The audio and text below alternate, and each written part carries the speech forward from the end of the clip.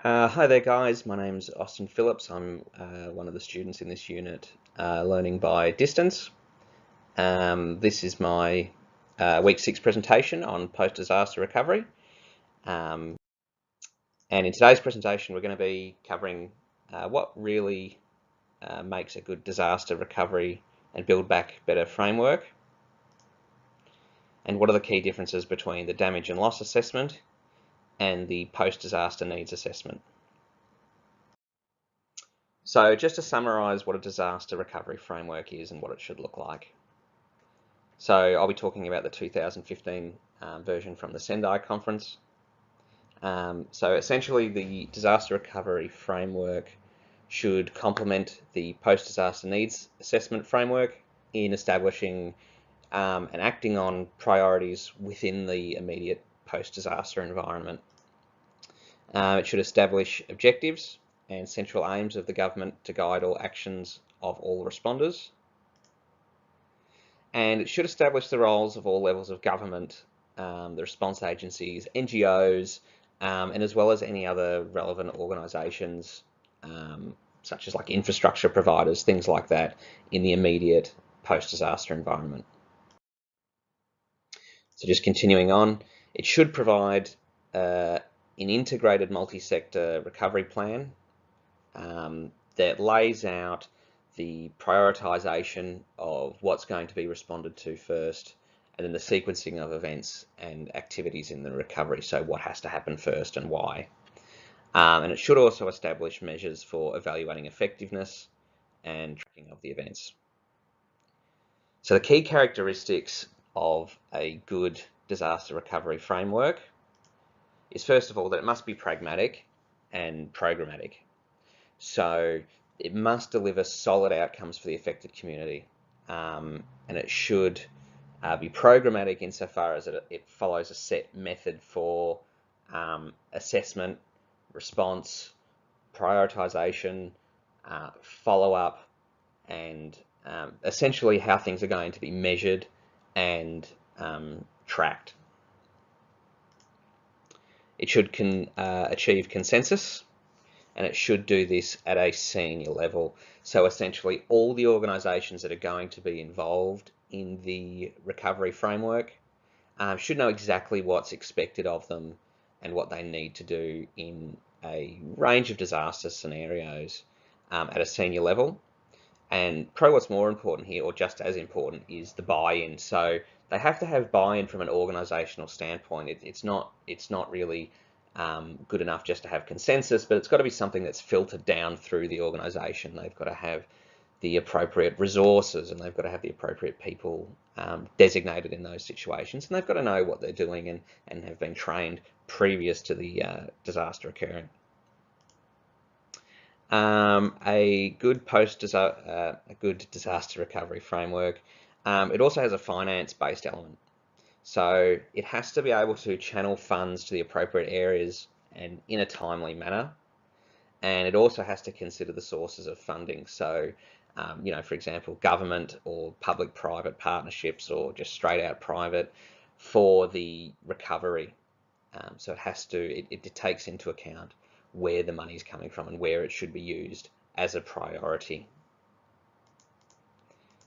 It should emphasize a pro-poor or vulnerability approach, insofar as it should focus on those from a socioeconomic background that leaves them more vulnerable to disaster, or less able to respond in the immediate disaster situation. So people from poorer or disadvantaged areas or backgrounds, so areas that don't have as good an infrastructure, people who are older or disabled, or young families, things like that, need to really be looked after as a priority, because as stated, they're a lot of the time they're unable to respond themselves, so they have a lower level of resilience, I suppose would be the way you put it.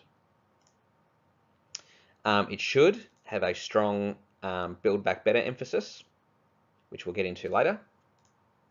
And it should be scalable, and it should be flexible. So It should be able to be implemented at multiple levels of government, so local, state, national in the case of Australia, and it should be able to be flexible in its response to different disaster types, as far as, you know, weather type events or fire events or seismic events, as well as the scope and scale of them.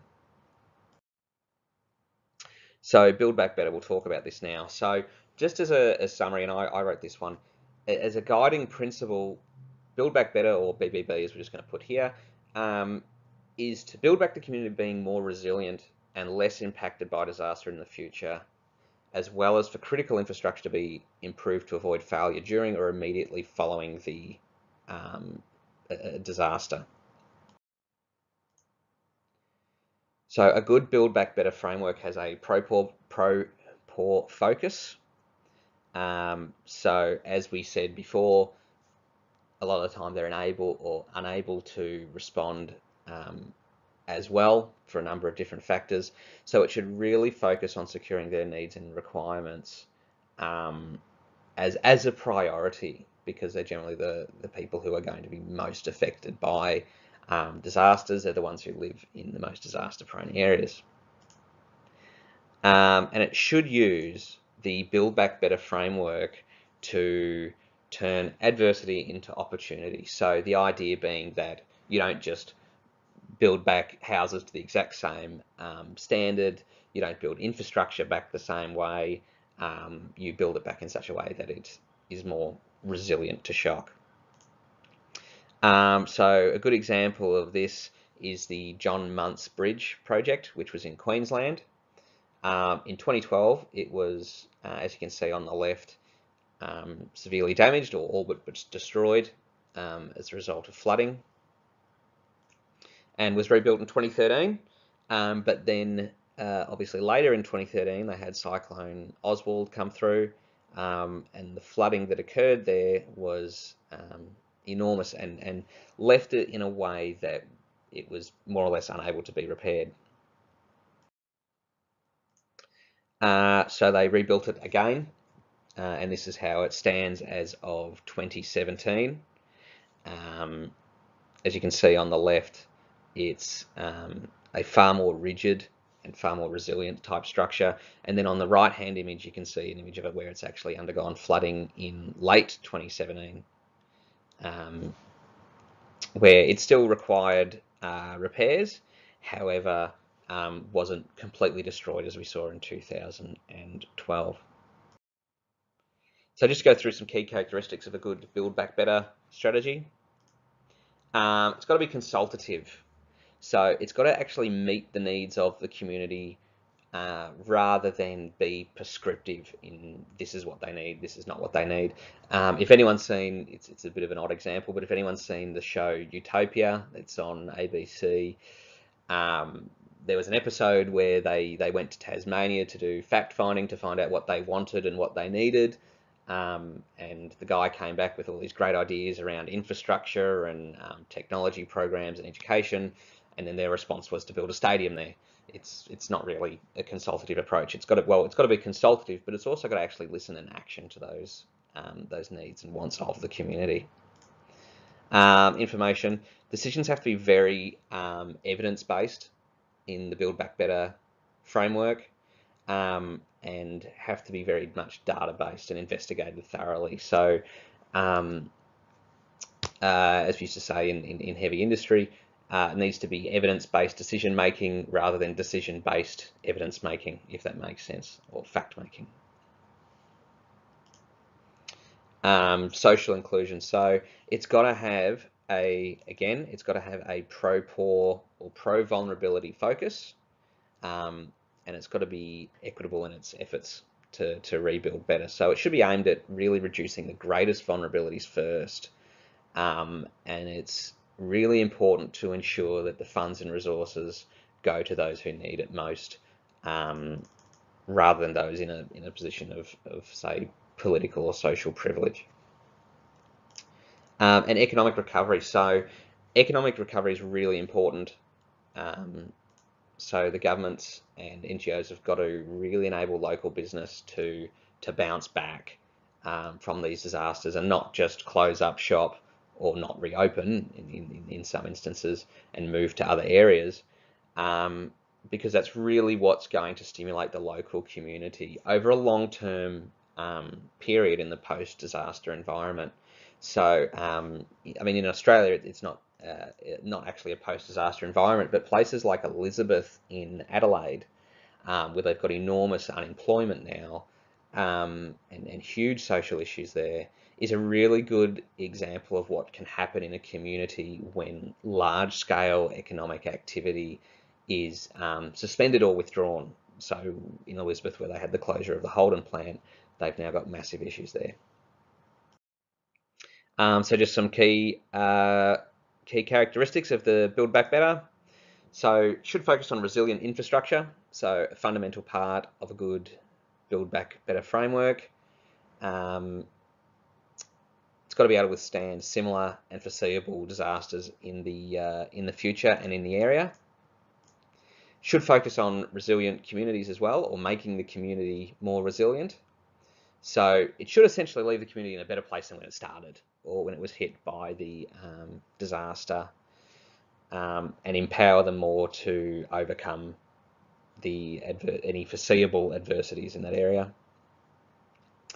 And it should really empower stakeholders in the area through its information, through its reporting, and through its engagement to understand the current risks that are in the area and for making better decisions in the future. So around things, those are some good examples, things like build structures, or what the floodplains are, what the future risks are. So now I'm going to move on to the damage and loss assessments and post-disaster needs assessment, and just some differences, bit of a summary, differences and comparisons. So the DALA, designed in 1972 by the UN Economic Commission for Latin America and the Caribbean. There's a logo on the right there, and it focuses predominantly on economic impacts and measures of the disaster from a national level, rather than to be more the human factors of it. So it utilises really things like the national accounts, economic flows, GDP per capita, GDP growth, and other macroeconomic measures to really take a pre and post-disaster assessment of the situation. So just to summarise the differences between damages and losses, so these are important to differentiate between them. Damage is the replacement cost of the asset totally or partially destroyed. So let's say a factory is destroyed, the direct replacement cost of that would be the damage, and the loss is the negative economic impact resulting from the disaster or that damage. So let's say you lost a factory, the loss would be foregone sales, foregone production, loss of income to the local community, those sorts of things. So this is just going to be a bit of an example of where damages and losses can actually be really quite far apart. And I'm going to use the Japanese auto industry because it's what I know, it's what I'm from, in 2011 from their earthquakes as a bit of an example. So here on the left-hand side, we can see around this area we've got the epicenter of the 2011 earthquake, and then the areas which were directly affected. So Tokyo's down here, right on the outskirt of it there. Now, the Japanese automakers are actually all pretty much west of this laser pointer here. So the closest ones would be Subaru, that's really around here, and then also in Tokyo, as well as Nissan in that area. So just to sort of drive that home a bit further, Nagoya around here is where Toyota is based. Osaka is where Suzuki is, which is actually a lot bigger than we Australians give it credit.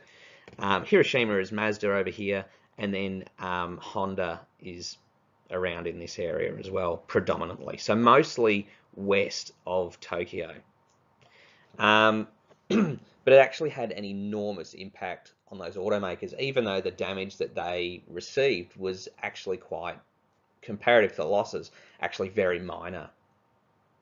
So obviously they would have lost stock in the east of Japan, but the damages were far larger. So just for an example, Toyota, their quarterly profit in 2011 actually slid by 75% as a result of the earthquake. So that was from about 112 billion yen down to 24 billion yen. And a lot of that's got to do with damage that was done in the other part of the country. So it held up things like parts supply and damaged parts supplies in the east, and also caused very large impacts from an infrastructure standpoint. So there's a lot of Japanese automakers, actually most of them, actually shut their factories for weeks following the disaster. And it was mainly, again, yeah, due to those parts shortages, logistics issues, domestic, and shipping issues, so port closures. So in a manufacturing or an industrial environment, if you're building, let's just say, 400 units or 400 cars a day, and 200 of those are supposed to go overseas, if you can't send them, then you really do want to stop making them, because it's more expensive for you to stockpile them than it is to stop making them. And there are actually some very large global flow-on effects from that. So Honda in the UK actually cut production in half in order to conserve the parts they already had. Ford actually closed a plant completely in Belgium temporarily due to part shortages from Japan. Citroën was the same in France. And GM actually had to close some plants in the US due to parts shortages as a result of this. So in a way, and this graph actually shows it really well, in this dip in production here, where they're at about 50% of the production of 2005 for March, where they've shut all those factories down. Direct damages to the auto industry was relatively small, but the losses were absolutely enormous.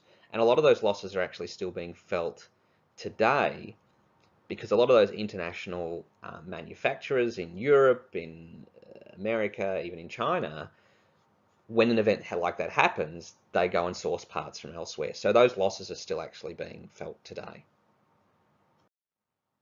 So damage and loss assessments generally follow a 6-stage process. We'll just go through it quite quickly.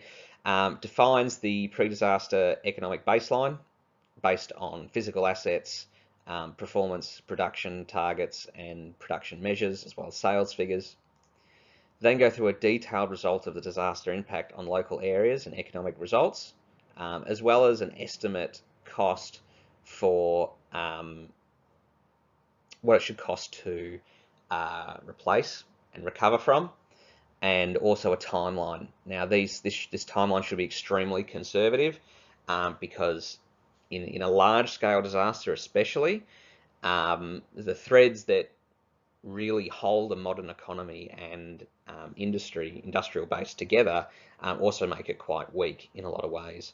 So if some of those threads and lines start getting cut as a result of a disaster, your recovery time will take a lot longer.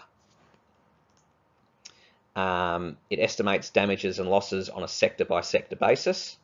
So these are mainly infrastructure-based, so water, electricity and energy, transport and communications, the social sectors, so housing, education and health, and then productive sectors like agriculture, manufacturing and commercial undertakings. It then estimates a total disaster economic effect by compiling all of what we did in stage 3. And then it estimates or performs an analysis on the total macroeconomic effect on the country. And then it extrapolates the above to personal impacts. So usually these are still economic based, so things like unemployment figures, wage growth and loss, and personal damages. So now we'll just go through the advantages and disadvantages quite quickly. So it's a very good economic assessment of the disaster and its effects from a national standpoint. There's a good consistent measurement of effects on the nation in question, so it's all in financial terms. And there's no empirical measurements, so only direct costs. So unless something can be quantified as a financial figure, it's not really put in there. So as long as you just see it as an economic measure, then it's quite good. It largely ignores recovery requirements following the disaster from an operational standpoint. So unless it goes into the costings, then it's largely ignored. And it ignores the human costs of the disaster. And drawback, another one, is that it ignores the social factors. So it doesn't really take a recovery focus, certainly not one that's pro-poor or Build Back Better. And it's an advantage and a disadvantage. There's no real empirical measurement. So because it ignores those human factors, it doesn't really encapsulate the full scale of the disaster, certainly from a social standpoint, or its effects on the people in question. So we'll just go over the PDNA quite quickly. So it was made in order to really address the shortcomings of the DLA by adding significantly to it. So it works. It also works in conjunction with the disaster recovery framework of the concerned government, and it measures and addresses the human factors and development as well.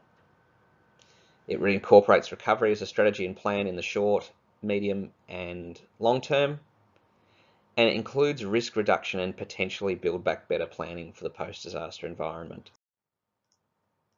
So its advantages is it actually incorporates the DALA largely into itself. So you get that really strong economic and industrial focus coming through in it.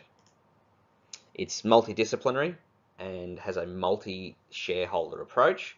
So it's not just focused on economic measurement of the disaster. It's focused on how is it going to respond? How are we going to respond as a country or as a state?